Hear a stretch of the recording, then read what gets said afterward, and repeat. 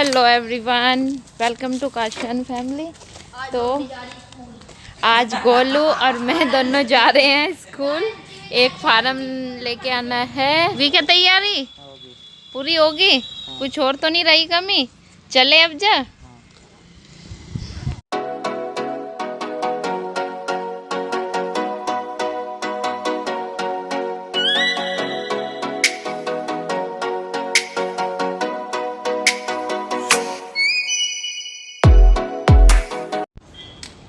अभी स्कूल तो हम पहुंच गए, लेकिन स्कूल पहुंचने का भी आज कोई फ़ायदा हुआ नहीं, क्योंकि आज स्कूल की छुट्टी थी और हमें पता नहीं था। हम ऐसे ही आ गए। पर हम ही नहीं, और कुछ लोग भी आए हुए थे यहाँ से ही, कोई फार्म जमा करने के लिए या कोई लेने के लिए। ज़रूरी नहीं है कि सब काम हमारे अकॉर्डिंग ही हो। तो चलिए वापस चलते हैं घर।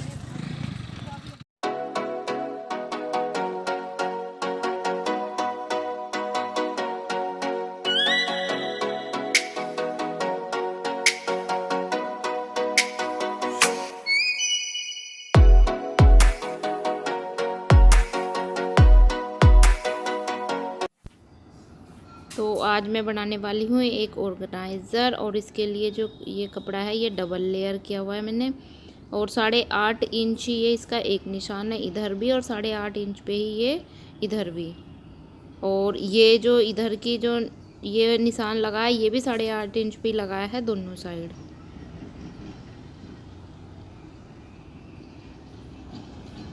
और 8.5 इंची ये एक ऐसे सीधा निशान, और 8.5 इंची फिर इसके ऊपर दूसरा निशान, और 8.5 इंच पे ही ये तीसरा निशान है। तो अब इन तीनों निशानों को ऐसे मिलाते हुए ये इस पे मार्क कर लिया। सेम इसी तरीके से इधर दूसरी साइड भी ऐसे ही निशान लगा के ये भी मार्क कर लिया। और ऊपर की साइड भी ऐसे ये निशानों को आपस में मिलाते हुए यहाँ भी मार्क कर लिया। अब जितने भी हमने जहाँ जहाँ भी ये सब निशान लगाए हैं इन्हें ऐसे ही कर लूँगी मैं कटिंग।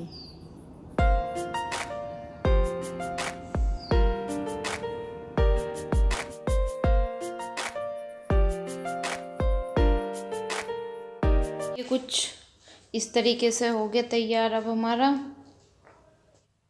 इसमें बैग में कटिंग करते हो बस ये ध्यान रखना कि जो हमें नाप लेनी है वो सब एक जैसी हो।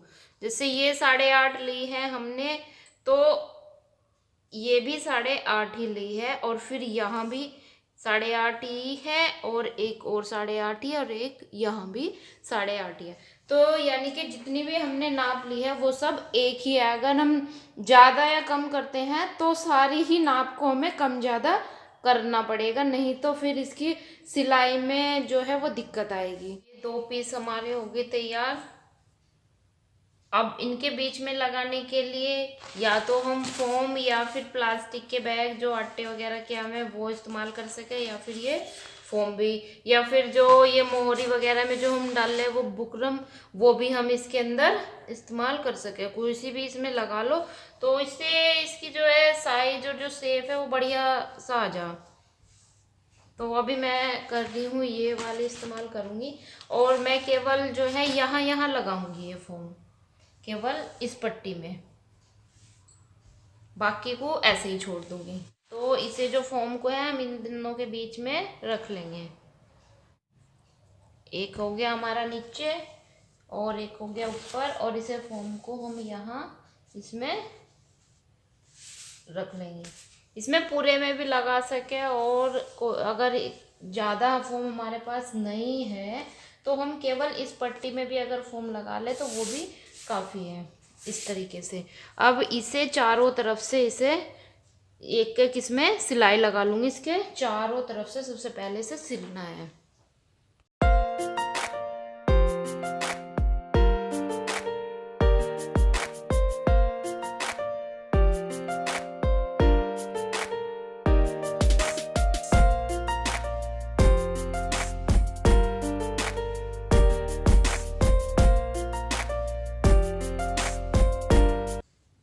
तो अभी चारों तरफ से ये हमने सिल लिया है, और अब हमें क्या करना है, ये वाला जो हिस्सा है ये उठा के यहाँ ऐसे बिल्कुल कोने से मिलाते हुए यहाँ ये ऐसे रखना है और ये वाला हिस्सा ऐसे, और यहाँ इस पे बिल्कुल सिंपल एक सिलाई लगानी है, एक यहाँ और इधर भी ऐसे। तो ये सिलाई हमारी लग गई यहाँ।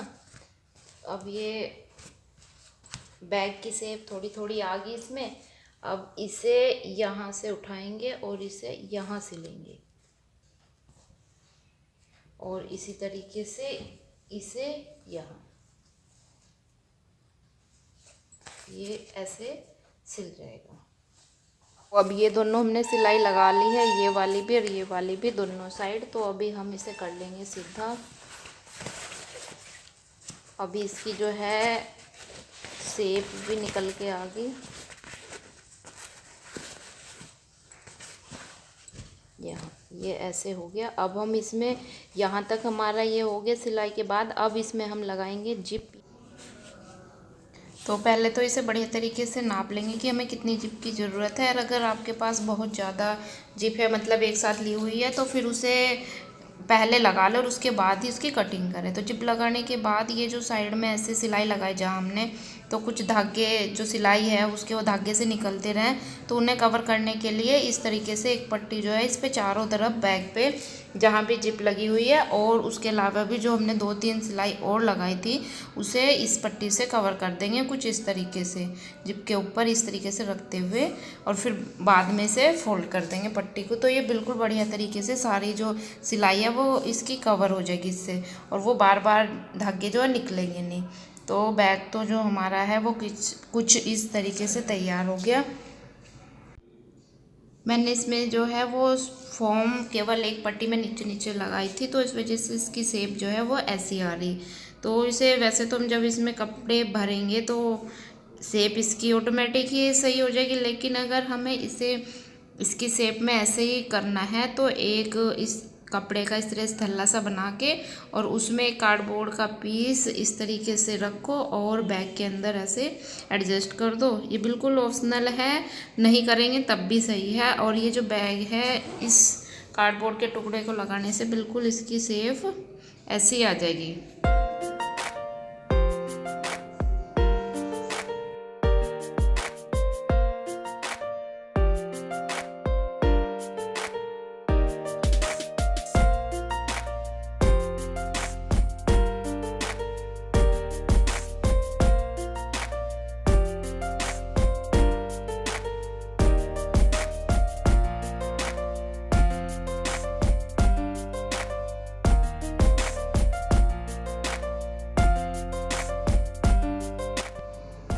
ये 2 पिल्ले हैं जो हमने पाले हुए तो हैं नहीं, लेकिन इन्हें खाना देते रहें। तो ये ज़्यादातर क्या है, बस यहीं रहो जहाँ घर के आसपास ही, ज़्यादा दूर नहीं जाते।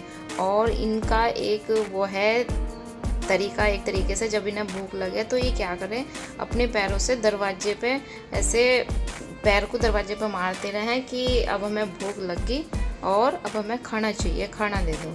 जब भी भूख लगे नहीं ऐसे ही करना शुरू कर दे। अभी मैं बैग सिल रही थी तो तब भी दोनों ऐसे ही दरवाजे में आके बहुत देर से कर रहे थे, तो मैंने सोचा पहले कंप्लीट कर लूँ तभी जाऊँगी। घंटी की बहुत सारी गायें इधर गौशाला की हैं, यहाँ काफ़ी खेत पड़े हुए ऐसे ही खाली, तो ये इधर चराने के लिए आवा है। इनकी जो गले में घंटियाँ बंधी हुई है, इनकी आवाज़ बहुत ही मतलब प्यारी लग रही थी, तो सोचा आप लोगों के साथ भी शेयर करूँ।